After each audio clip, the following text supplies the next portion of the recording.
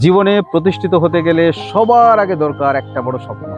কারণ স্বপ্নই মানুষকে লক্ষ্য দেয়, আর লক্ষ্যই মানুষকে জীবনের সফলতার পথে নিয়ে যায়। তারপর দরকার শিক্ষা ও জ্ঞান।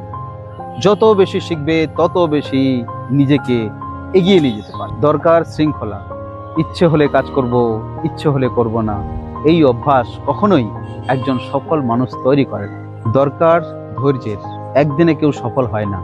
প্রতিটি সফলতার পেছনে থাকে দীর্ঘ পর্যবেক্ষণ এবং নিরন্তর প্রচেষ্টা। দরকার কঠোর পরিশ্রম। পরিশ্রম ছাড়া স্বপ্নই স্বপ্ন থেকে যায়, কখনো বাস্তব। দরকার আত্মবিশ্বাসের।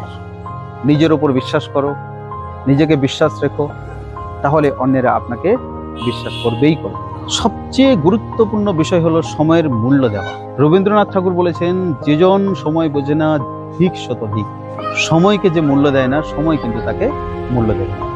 তাই আজ থেকে স্বপ্ন দেখো, নিয়মিত শেখো, পরিশ্রম করো, কখনোই কোনো বাধার সামনে হার মানে না। মনে রেখো, সফলতা তাদের কাছেই আসে যারা প্রতিদিন গতকালের থেকে নিজেদেরকে ভালো করার চেষ্টা করে।